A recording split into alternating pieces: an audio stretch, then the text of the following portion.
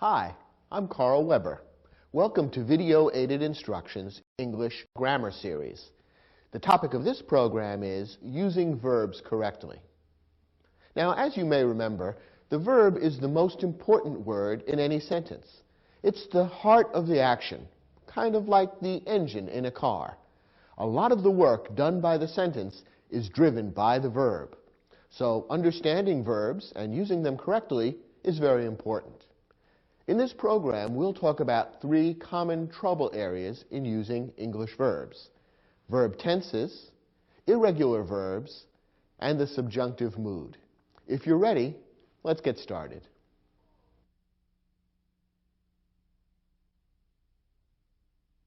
Verb tenses define the time when an action occurs.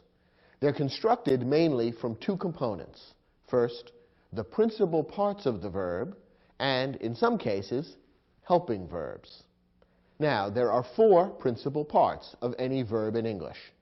These four principal parts are the infinitive, the present participle, the past, and the past participle. Let's take a moment to look at each of these a bit more closely. First, the infinitive. The infinitive is the basic form of the verb. Take a verb like to cook. The infinitive is cook, and the basic form of the verb is the same, cook. The present participle ends in the letters ing. As you'll see, the present participle of any verb is always used with a helping verb, which is a form of the verb to be. Take the verb to cook again.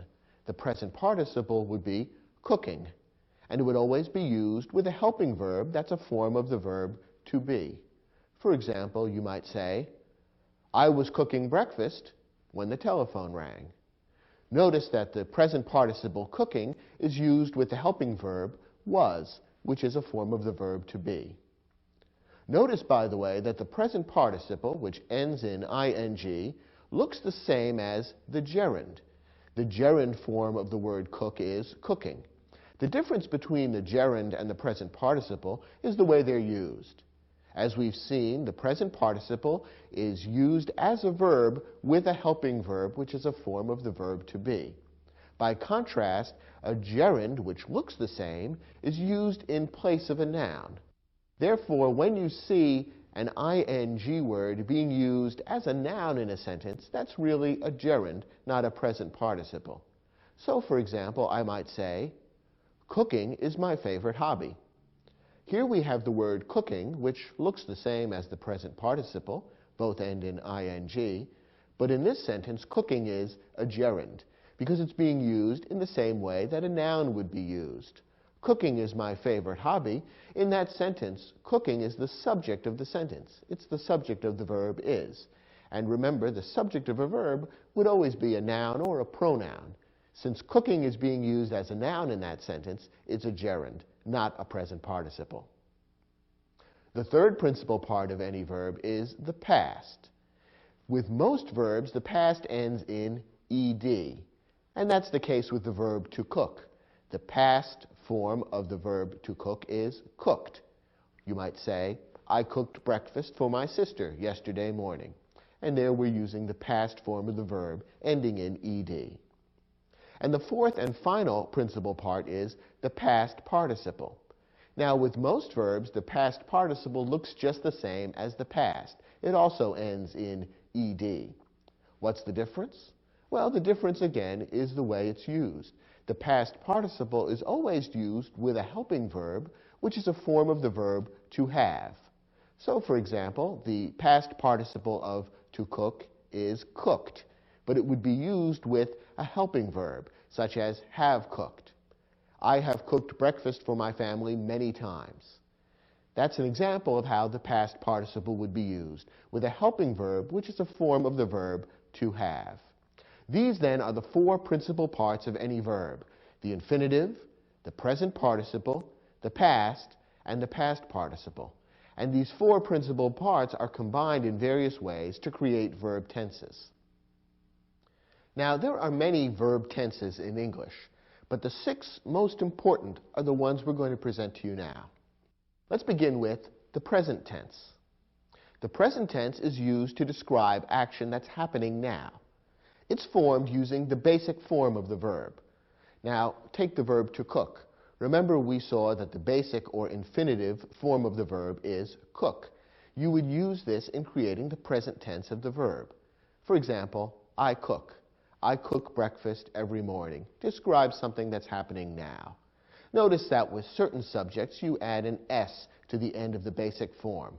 So you would say, he cooks. He cooks breakfast for his wife every morning. Both of these would be forms of the present tense.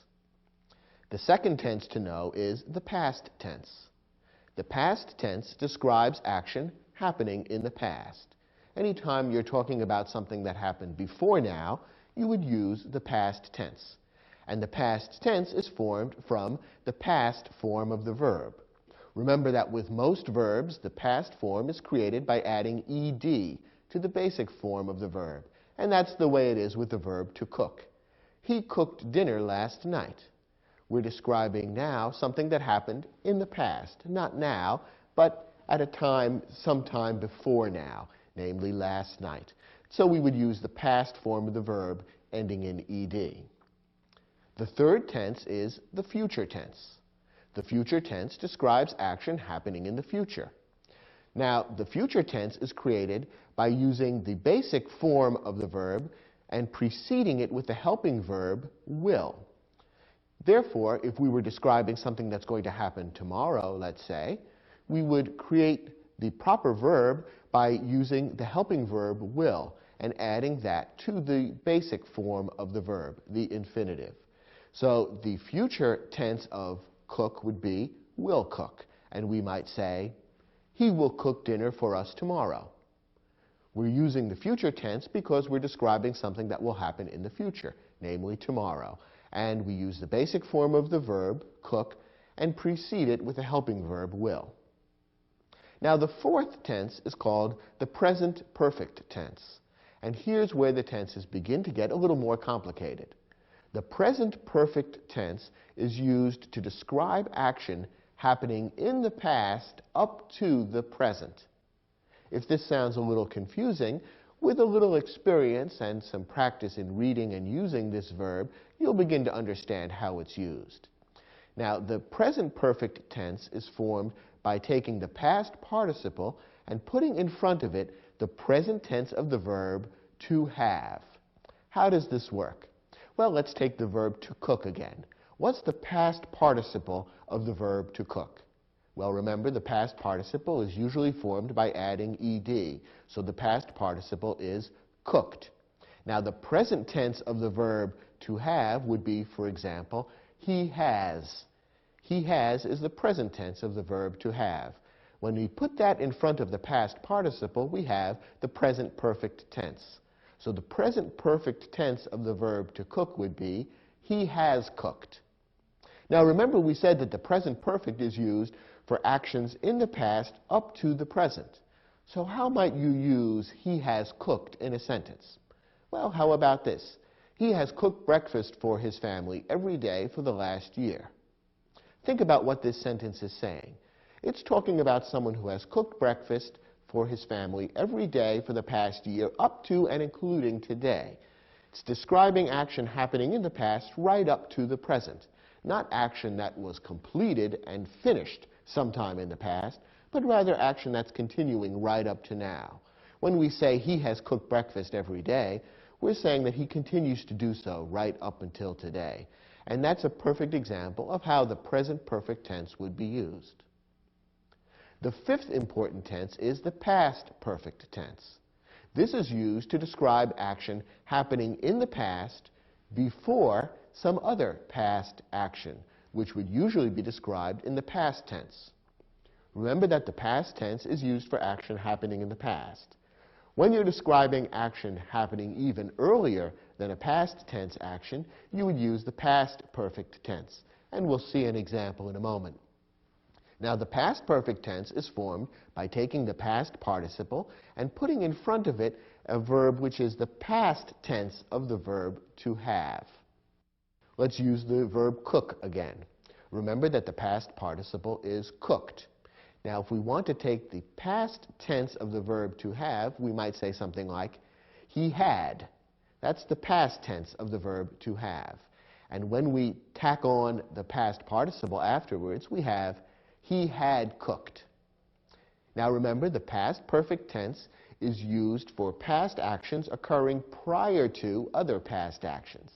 So, for example, we could use the words, he had cooked, in a sentence like this one. He had cooked dinner when suddenly the doorbell rang. Now notice what's happening in this sentence. We're told about two events that happened in the past, the ringing of the doorbell and the cooking of the dinner. Now, which came first? Well, we're told in this sentence that the cooking of the dinner came before the ringing of the doorbell. So the ringing of the doorbell is described in the past tense, while the past perfect tense is used for the cooking of the dinner. Remember, the past perfect tense describes action happening in the past before some past tense action. So the sentence correctly says, he had cooked dinner when suddenly the doorbell rang. The correct sequence of events is clearly explained by the two different tenses that are used in that sentence. Now, the sixth and final basic tense in English is the future perfect tense. This is used to describe action happening in the future before some other action, which is usually described using the future tense. The future perfect tense is created by using the past participle preceded by the future tense form of the verb to have. Now, the future tense of the verb to have is formed with the words will have. So when we take the words will have and follow them by the past participle, we end up with the future perfect tense. Now, once again, for the verb to cook, the past participle is cooked. So the future perfect tense would be formed by using will have followed by cooked. For example, he will have cooked. How would we use this in a sentence?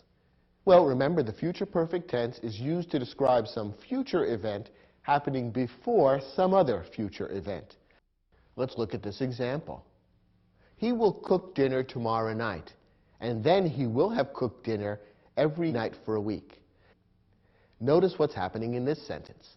Tomorrow, we're told, he will cook dinner, and when he does that, he will have cooked dinner every night for a week. The action of cooking tomorrow's dinner is taking place in the future tense. He will have cooked dinner every night for a week describes action taken prior to the cooking of tomorrow's dinner. So there's an example of how the future perfect tense is used. Of the 6 basic tenses in English, the future perfect tense is the one that's used least often. Now, how can you be sure that you're using these 6 different forms of English verbs correctly? Here's a tip on using verb tenses properly. The most important thing is to make sure that the tenses you choose match the time of the action and show how different actions are related to one another in time. This means that when 2 actions occur at the same time, they should normally be described using the same verb tense. When 2 actions occur at different times, the verb tenses should show which occurred first and which occurred later. Let's look at a couple of sample sentences that illustrate how this works. Before I cooked dinner, I had walked to the supermarket. In this sentence, 2 actions are described, cooking dinner and walking to the supermarket. What's the sequence of events? Which happened first, which happened later? Well, the first thing that I did was walking to the supermarket. The second thing was cooking dinner. Both are past events, so the proper way to show the time sequence here is to put one event in the past and the event that happened before that in the past perfect tense. And that's done correctly in this sentence. I cooked dinner is in the past tense. I had walked to the supermarket is in the past perfect tense. And that shows that that event happened before the cooking of the dinner. Here's another example. After Miguel sings a song, Annalisa will dance for us. Once again, there are 2 events described in this sentence, Miguel singing and Annalisa dancing. Which is going to happen first and which one will happen second? Well, Miguel singing will happen first, Annalisa, her dance, will happen second. And once again, the tenses are being used correctly here. Miguel sings a song is in the present tense, which tells us that Miguel is singing right now, or perhaps is just about to begin singing. Annalisa's dancing is in the future tense. Annalisa will dance. And that tells us properly that that event is happening after the singing of the song by Miguel. One more example. You will complete your studies next spring. By then, you will have attended over 90 hours of classes. Once again, there are two events described in this sentence. The first event is you're completing your studies. That's described in the future tense because it's something that's going to happen in the future, specifically next spring. You will complete your studies. That's the future tense. Now, what about the attending of over 90 hours of classes? Well, that's something that's going to happen prior to your completing of your studies. After all, attending all those classes, all of that is part of the process of the studies. So that's an event happening in the future prior to a future tense event. Therefore, it should be set up in the future perfect tense, and that's correctly done in this sentence. You will have attended over 90 hours of class. Will have attended is the future perfect tense, and that tells us that that event is going to happen prior to the completion of the studies. In all of these sample sentences, two events occur, and the proper verb tenses have been selected to make it clear which event comes first and which event comes later. Do you think you have a handle on how these 6 basic English verb tenses are used? Good. Turn to your study guide. You'll see we've created an exercise that will give you a chance to practice your understanding of how to use verb tenses to indicate the time when an action occurs. Try your hand at the exercise, and when you're finished, come back and we'll look at the questions together.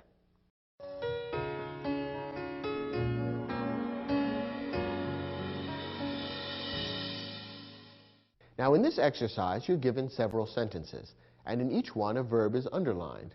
Your job is to figure out the time when the action described by the verb is taking place, and to use cues in the sentence to help you figure out whether the proper tense has been used. If the wrong tense has been used, your job is to figure out what tense would express the time of the action accurately. Let's look at the first example. I am a student at the Henderson Academy. I study there for the past 2 years. Now, in this sentence, the verb study has been underlined, and study is a present tense verb. It would be used to describe actions taking place right now.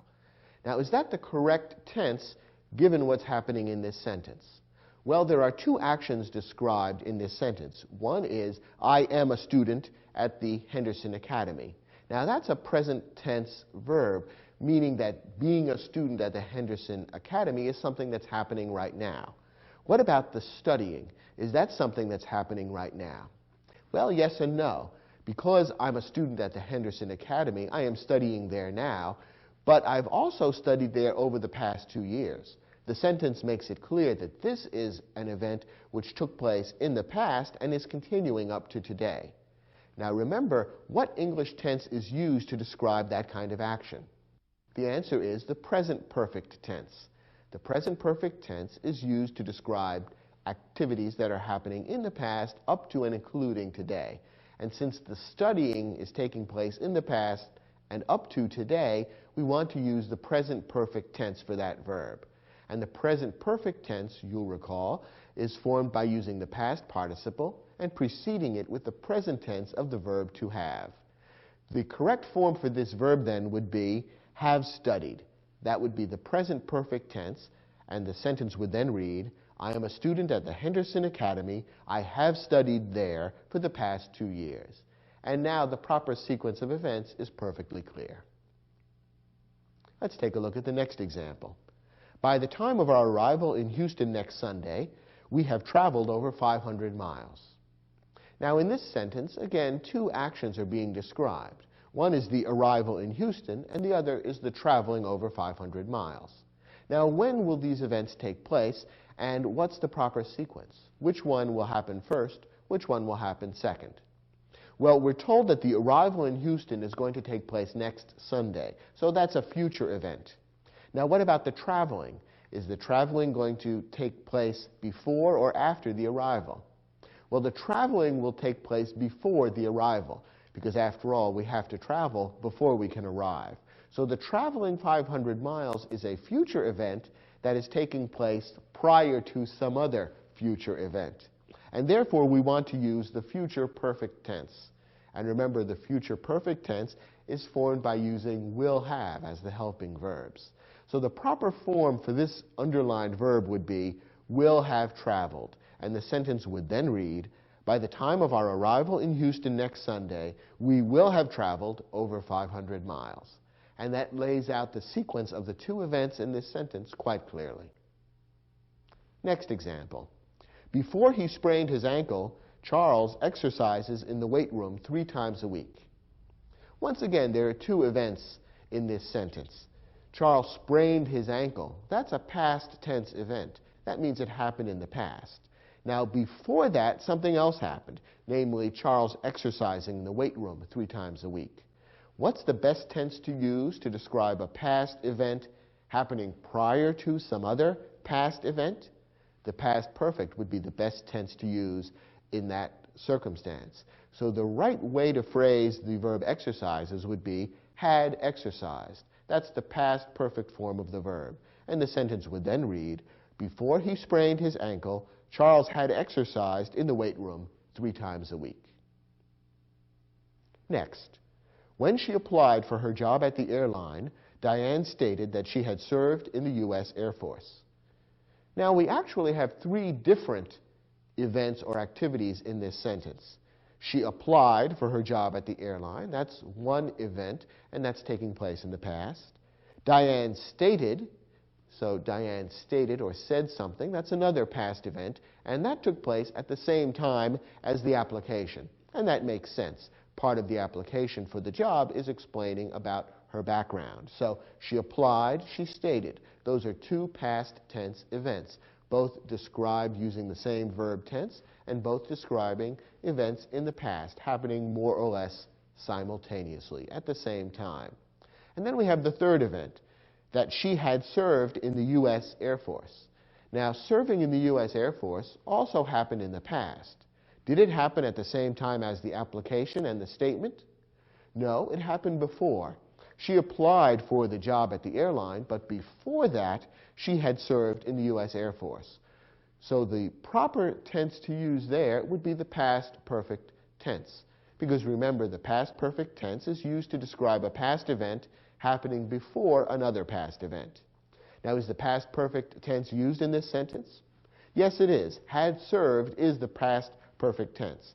So this particular sentence is perfectly correct. All the verbs used here are properly used, and they lay out quite clearly what the sequence of events is in this sentence. Next example. Last month, Luis has captured his 3rd consecutive championship in a college swim meet.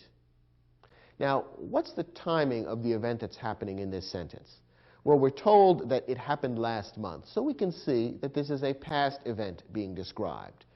Now, what verb tense is being used here? What form of the verb is being used in the underlined verb? It says has captured.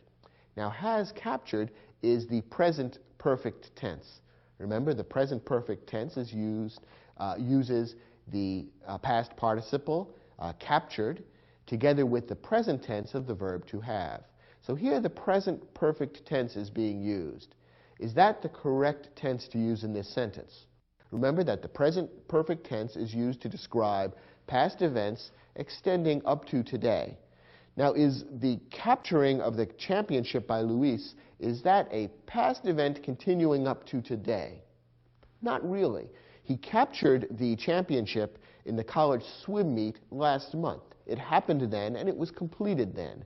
Therefore, this is simply a past action, not the kind of action that should be described in the present perfect tense.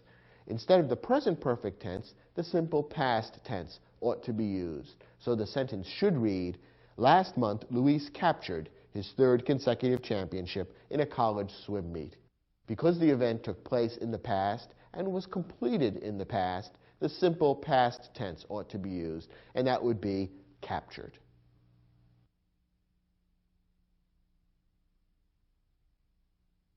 So far in this program, we've talked about the 6 most important verb tenses in English.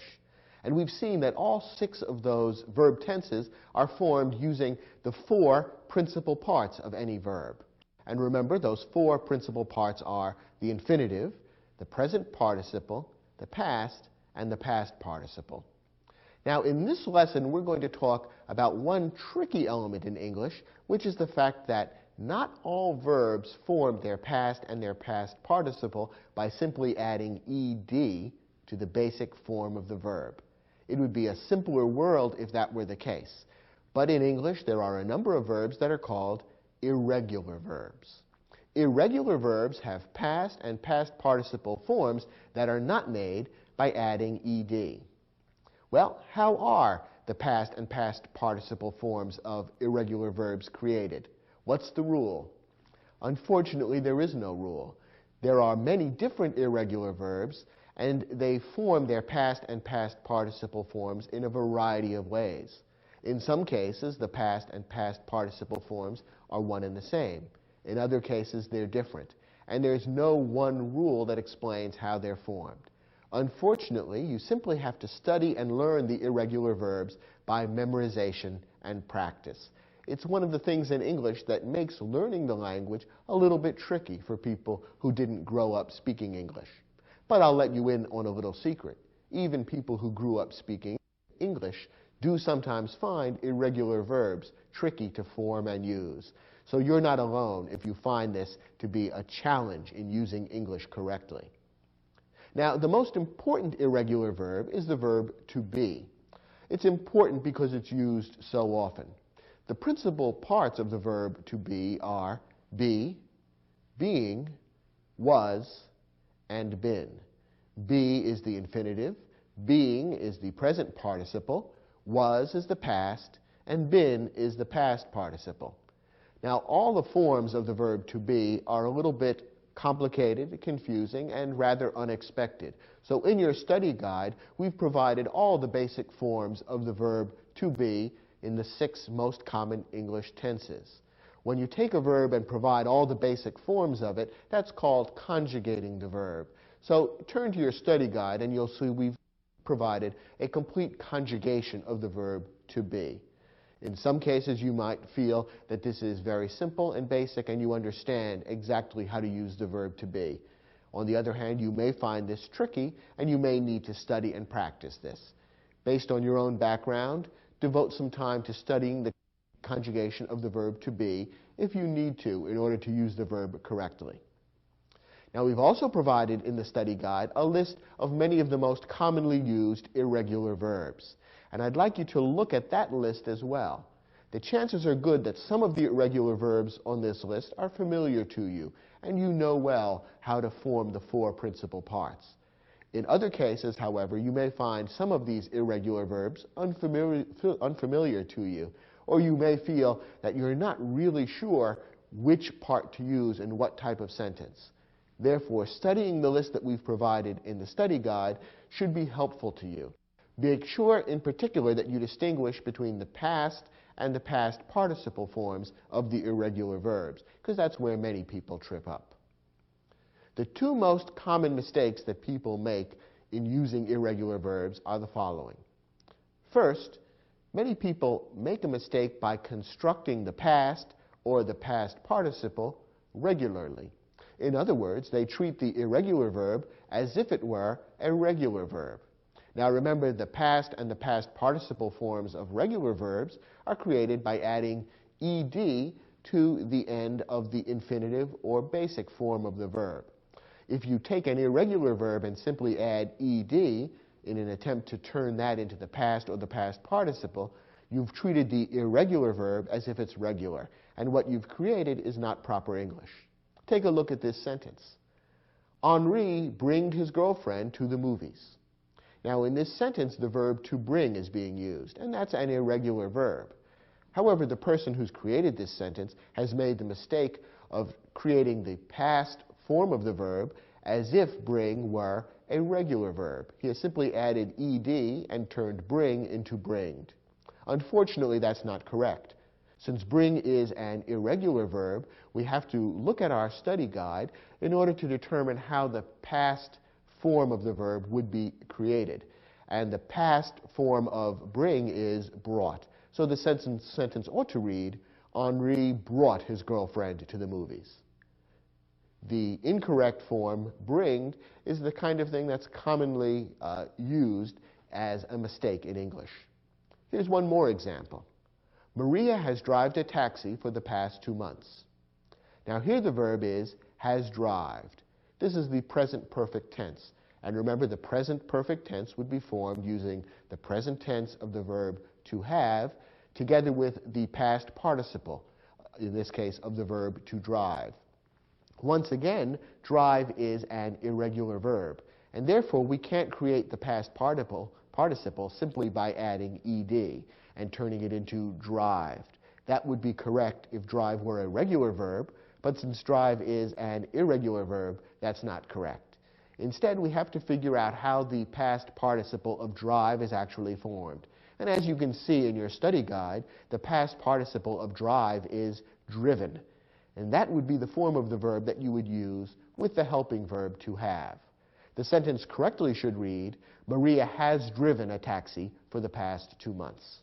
So once again, remember that irregular verbs form their past and past participle forms not simply by adding ed, but in different and somewhat unpredictable ways. You've got to memorize those special forms and use them correctly in sentences. The second type of error that people commonly make with irregular verbs is using the past where the past participle should be used, or vice versa. Remember that the past form of the verb is used by itself, whereas the past participle is always used with a helping verb, namely a form of the verb to have. You want to keep the past and the past participle separate in your mind and not use one where the other is called for. Take a look at this sentence. By tonight, I will have did all the research for my report. Now, in this sentence, the author is trying to use the future perfect tense, and that would be the correct tense to use to describe something that's going to happen in the future prior to some other specified time or event in the future. So the future perfect tense is fine. But remember, the future perfect tense needs to include the past participle of the verb. In this case, the verb to do is being used, and the wrong form of the verb has been inserted here. Instead of the past participle, the author of this sentence has used the past form of the verb to do, which is did. Instead, the past participle needs to be used, which is done. That would be the correct form of the verb to use with the helping verb, done rather than did. And then the sentence would correctly read, by tonight I will have done all the research for my report. The author of this sentence confused the past with the past participle and therefore created a wrong sentence. One more example. Juanita done her exercises before going to work. Once again, the verb to do is being used. Now, in this case, the past tense ought to be used because we're describing something that Juanita did in the past. Now, the past form of to do is did.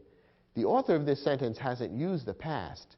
Instead, the author has mistakenly used the past participle done. So again, the sentence is incorrect because of a confusion between the past and the past participle. The sentence ought to read, Juanita did her exercises before going to work. Finally, one other special complication that is worthy of your noting and studying. There are two irregular verbs that are often confused and therefore cause many mistakes in English. These two irregular verbs are lie and lay. Let's take a look at the difference. Lie is an irregular verb that is intransitive. Remember, an intransitive verb is a verb that takes no direct object. In other words, the action of the verb to lie isn't passed along to something that receives the action. Instead, you just lie, period. There's no object which receives the action of the lying. The principal parts of the verb lie are lie, lying, lay, and lain. Lie is the present tense. Lying is the present participle. Lay is the past, and lain is the past participle.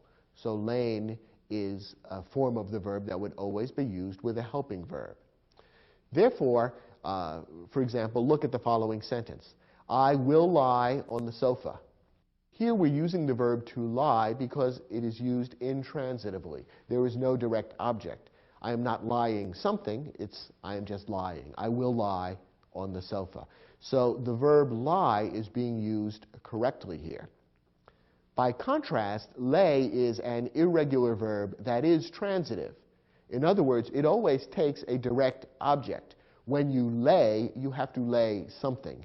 You lay something, and therefore there is something in the sentence that will receive the action of the laying. It's a transitive verb. It has a different meaning, although it's clearly related to the verb lie, and therefore the verb to be used in this type of sentence would be a different verb, which is formed differently. Now, the principal parts of the verb to lay are lay, laying, laid, and laid. Notice that in the case of the verb to lay, the past and past participle happen to be the same. Laid and laid do not appear as principal parts of the verb to lie. Instead, lay and lain are the past and the past participle, respectively.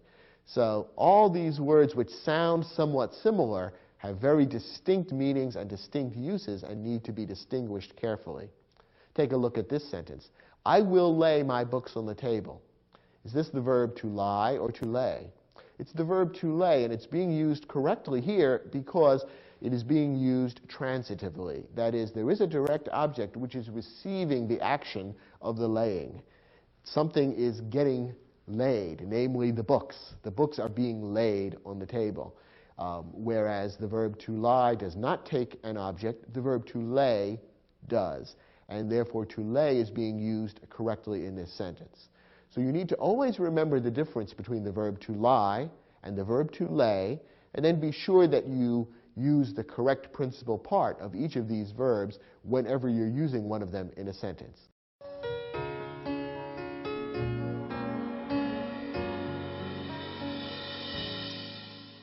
In each of these sentences, an irregular verb is used and underlined.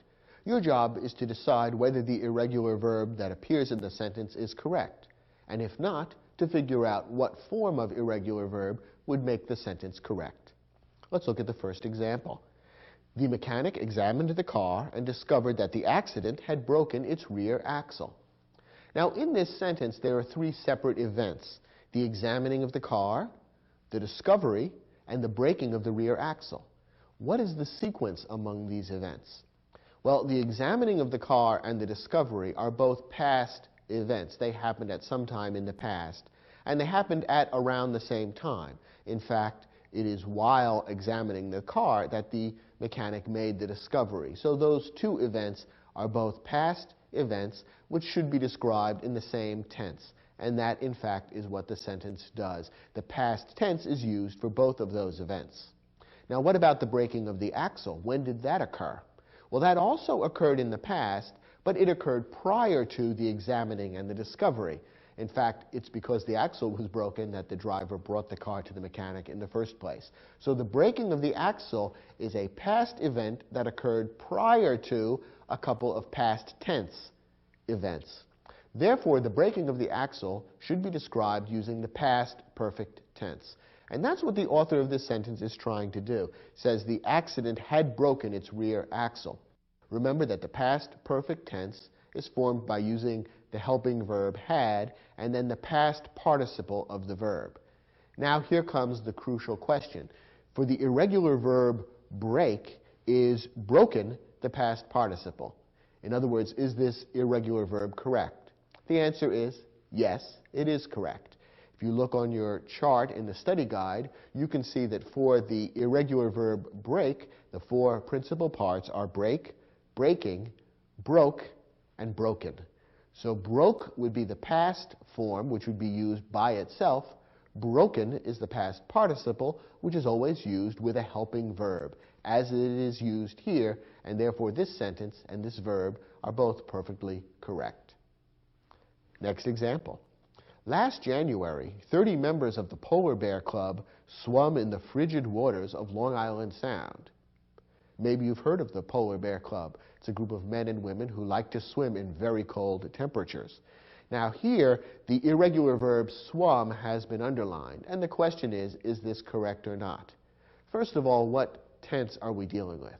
Well, we're talking about something that happened last January, so this is a past event, and therefore the past tense ought to be used.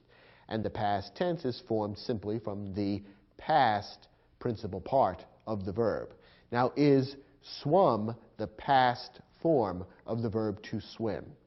No. Perhaps it sounds wrong to you, but if it doesn't, look it up in your study guide, and you'll see that the past form of the verb swim is swam. The four principal parts of swim are swim, swimming, swam, and swum. So swum is in fact the past participle, and it would always be used with a helping verb, never by itself. In this sentence, there is no helping verb. The past form is needed, not the past participle, so the verb ought to be changed to swam. Next, by the time Gary arrived at the restaurant, Maria had went home. Here again we have two events happening in the sentence. The first event that's mentioned is Gary arriving at the restaurant, and that's described in the past tense. Before that was the time when Maria went home.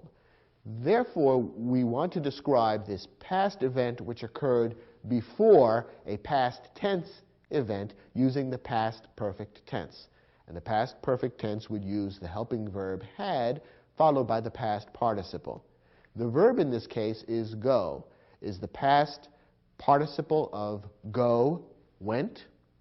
No, it isn't. Once again, perhaps you can hear that this is wrong. If not, look it up in your study guide, and you'll see that the past participle of go is gone, and that's what ought to be used in this sentence. The past participle is the form that's always used with a helping verb. Instead, the author of this sentence has confused the past with the past participle and has used the past instead of the past participle. Remember, the past would always be used by itself, the past participle with a helping verb.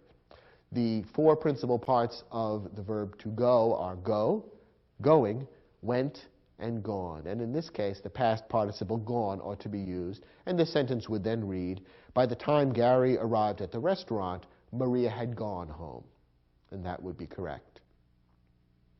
Next example.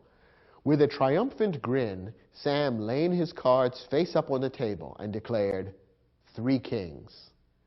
So Sam has won this card game, but has the proper irregular verb been used? Well, let's begin by figuring out which of those two tricky irregular verbs would be proper in this sentence. Do we want the verb to lie or the verb to lay?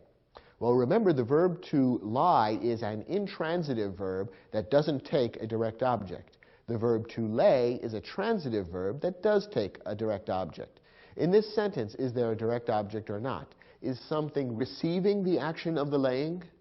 Yes, there is a direct object. It's the cards. Sam is laying the cards on the table. Therefore, there is a direct object, and we want the transitive verb to lay. Now, what tense is being used here?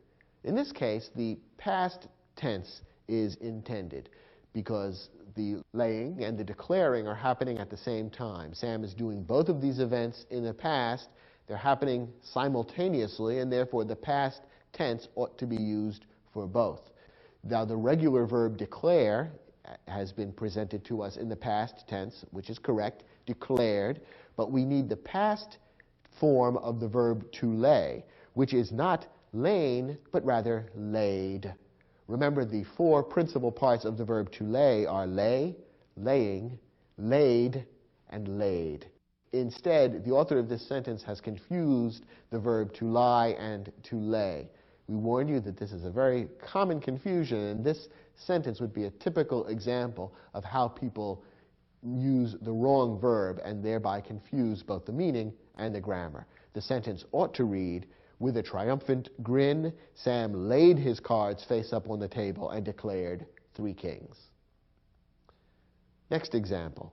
The famous Boys Choir of Harlem has sung in concert halls throughout the United States. What's being described here is a past action taking place up to and including the present. The singing by the Boys Choir of Harlem is something that has happened in the past and continues to happen today. So the present perfect tense is being used here, and that's formed by the verb has, helping verb, together with the past participle. Now, is sung the past participle of the verb to sing? And the answer is yes. This is perfectly correct. The four principal parts of sing are sing, singing, sang, and sung. Sang is the past form and would be used without a helping verb. Sung is the past participle and would always be used, as it is here, with a helping verb. So this sentence is perfectly correct. Did you get all 5 of these sentences right? If you did, good for you.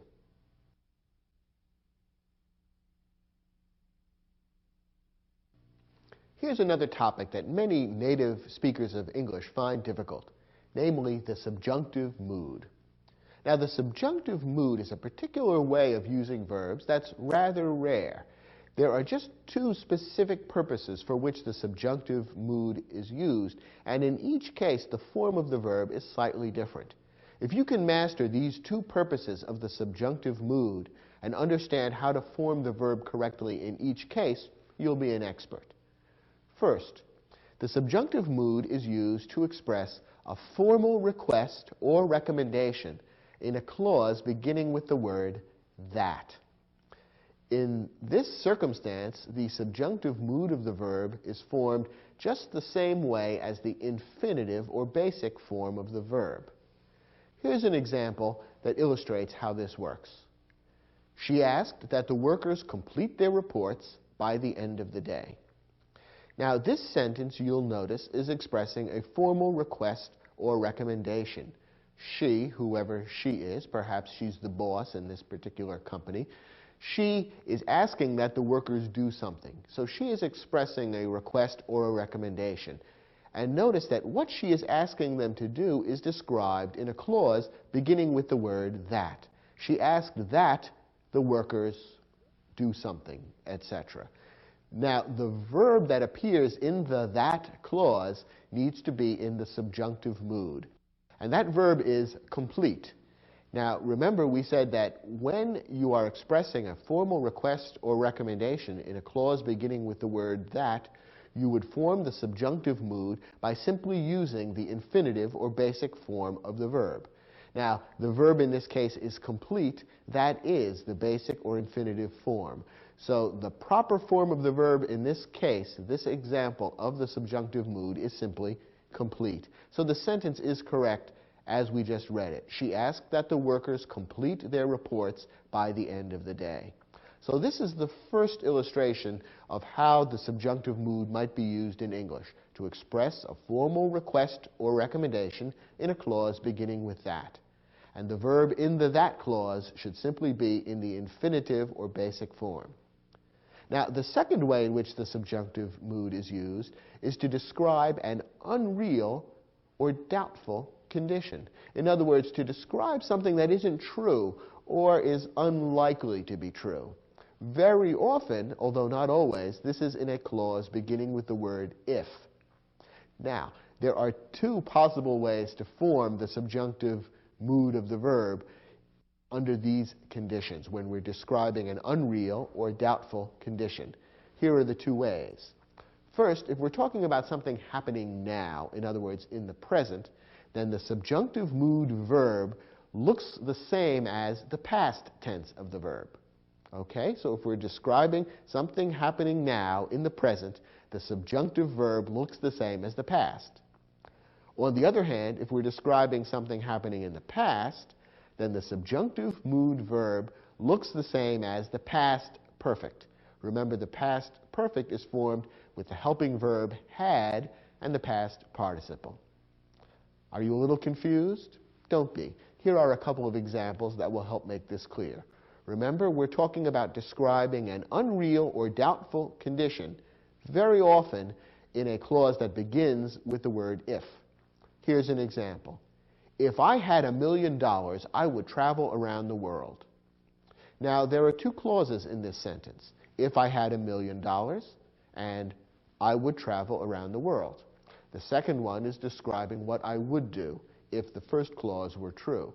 Now, the first clause is describing an unreal or doubtful condition. We can tell from reading this sentence that, unfortunately, it's not true. I don't have $1 million, and that's why I'm speaking with you rather than traveling around the world. So that first clause is describing an unreal condition. It begins with if. This is a perfect circumstance in which to use the subjunctive mood. Now, remember we said under these circumstances, the subjunctive mood could take one of two forms. If we're describing something happening now, it should look the same as the past tense. Is this happening now? Yes, it's talking about what I would do today if I had $1 million today. So this is the present tense. So the clause describing the unreal condition should contain a verb that looks the same as the past tense verb. The verb we're talking about here is have, and the past tense of have is had. So the correct verb here is had. If I had $1 million. It looks the same as the past tense of the verb to have, but in this case it's expressing the subjunctive mood because it's describing a condition which is unreal or doubtful. So this sentence is perfectly correct. If I had $1 million, I would travel around the world. Here's another example. If he had left the starting block faster, he would have won the race. Once again, we have two clauses here. The second one describes what would have happened. He would have won the race if he had left the starting block faster. So the second clause describes what would have happened if the first clause had been true. Once again, the first clause is describing an unreal or doubtful condition, something that didn't happen. He didn't leave the starting block faster. This is describing something that's unreal. Once again, it happens to be in a clause beginning with if, which is often the case, although not always. So here we have an unreal condition being described. We want the subjunctive mood. Once again, to determine the correct form of the subjunctive mood, we have to think about whether we're describing something happening now or in the past. Well, in this sentence, we're describing something happening in the past. The race was in the past. He lost the race. He might have won if he had left the starting block faster. So we're talking about something happening in the past. And remember, we said a moment ago that to create the subjunctive mood in the past, we want to use a verb that looks the same as the past perfect. The past perfect is formed with the helping verb had and the past participle of the verb. Here we're talking about the verb to leave, and the past perfect form of the verb to leave is had left. So had left is the subjunctive mood verb for this particular sentence, since we're describing an unreal condition and we're describing something from the past. So the sentence correctly reads, if he had left the starting block faster, he would have won the race. One confusion that people sometimes fall into is writing an if clause describing an unreal or doubtful condition. They throw in the helping verb would sometimes, and that's not right. When you're writing this if clause, you use the subjunctive mood verb and you don't use the helping verb would. So, for example, sometimes people might say, if he would have left the starting block faster. That's incorrect. That's not the right way to form the subjunctive mood. Notice that the verb would does appear in the other clause. He would have won the race. And that's the correct use of the helping verb would. But in the if clause, you use the subjunctive mood, which doesn't include the helping verb would. So avoid that little error that people sometimes fall into. So this is the subjunctive mood. Perhaps you can tell that it's not used that often in English because it's not terribly often that people either express a formal request or recommendation in a clause beginning with the word that, or that they describe an unreal or doubtful condition, often in a clause beginning with the word if. Those two things don't come up in the English language all that often. When they do, however, the subjunctive mood ought to be used, and now you know the right way to form it. So review this lesson from time to time and make certain that on the few occasions when you do need to use the subjunctive mood, you form it correctly. In your study guide, there's an exercise that will let you practice your understanding of these rules about using the subjunctive mood. Try the exercise, and when you're finished, let's look at the questions together.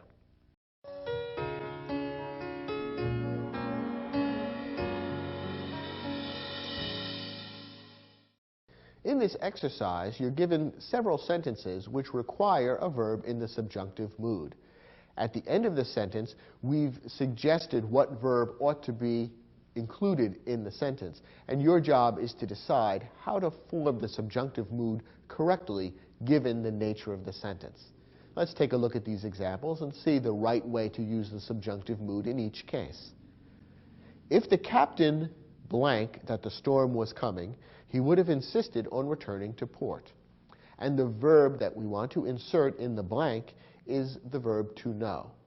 Now here the subjunctive mood is needed because we have an unreal or doubtful condition being described in the first clause of the sentence. And it is a clause beginning with if, which is one of the most common ways of describing an unreal or doubtful condition. The captain did not know that the storm was coming, so we're describing something that was unreal. His knowledge of the storm didn't really happen.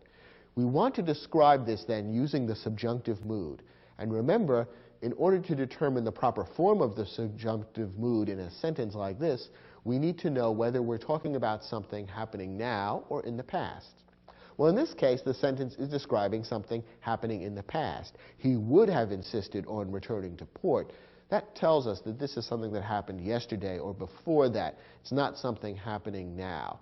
So we want the past tense, and remember the past tense of the subjunctive mood would look the same as the past perfect. We want to use, therefore, the helping verb had together with the past participle of the verb to know. So the proper subjunctive mood verb to insert in the blank here would be had known.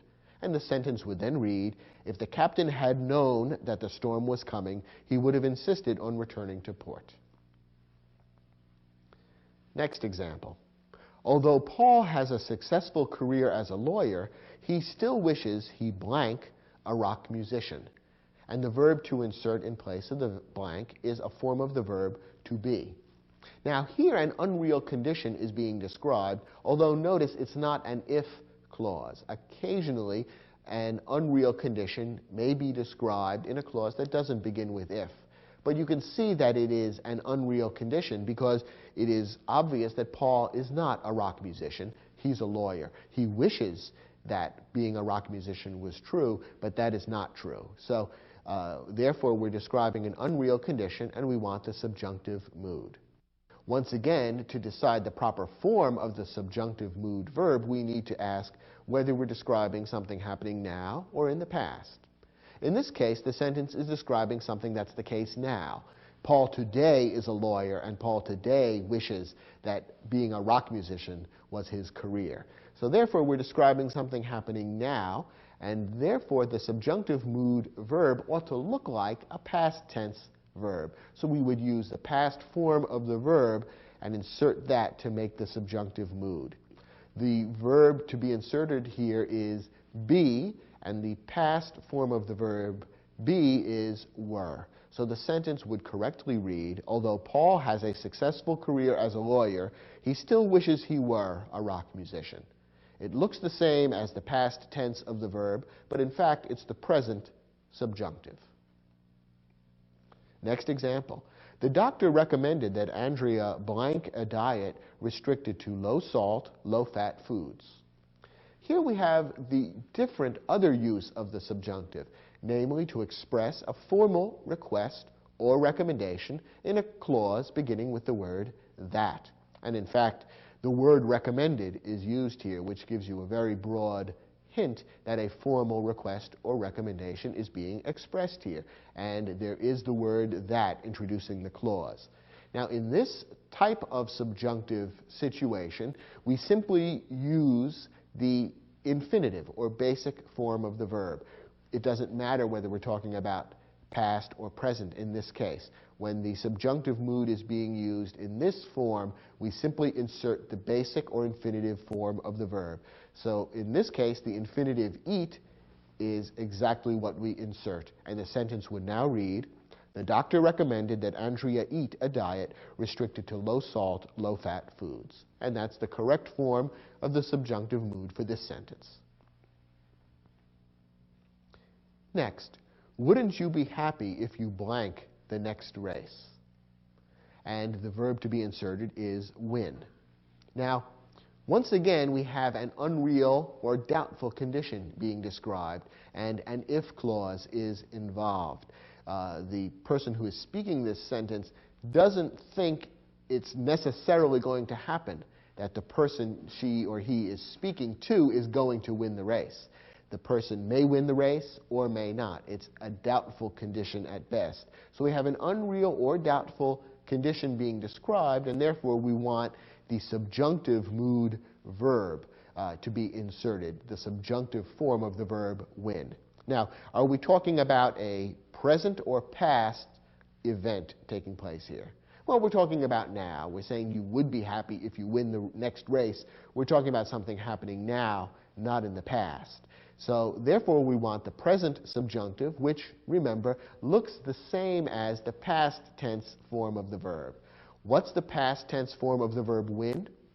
Won. So we simply insert the verb won, and the sentence would correctly read, wouldn't you be happy if you won the next race? Last example. The new law passed by the City Council requires that the mayor blank a budget for approval no later than April 1st. And the verb to be inserted is submit. Now, here again, we need the subjunctive mood because the sentence is expressing a formal request or recommendation in a clause beginning with that. Notice the word that there, and in this case, it's being couched as a requirement of the law. It is requiring that the mayor do something. So the verb expressing what the mayor needs to do should be in the subjunctive mood. And again, for this use of the subjunctive mood, the verb should look just the same as the infinitive or basic form of the verb. So we simply insert the infinitive submit, and the sentence would correctly read, the new law passed by the City Council requires that the mayor submit a budget for approval no later than April 1st.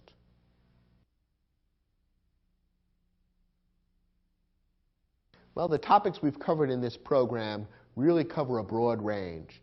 Some of them are rather basic, such as how to form the 6 basic verb tenses that are most commonly used in English. But others were quite advanced, such as how and when to use the subjunctive mood correctly in English sentences. If you master all the verb topics that we cover in this program, you can consider yourself quite an expert in the use of English verbs. And the chances are good that you'll be able to avoid mistakes in using verbs that many native speakers of English continue to make. I hope you enjoyed this program and got a lot of useful information out of it, and I'll look forward to speaking with you about other English topics on other programs in this series.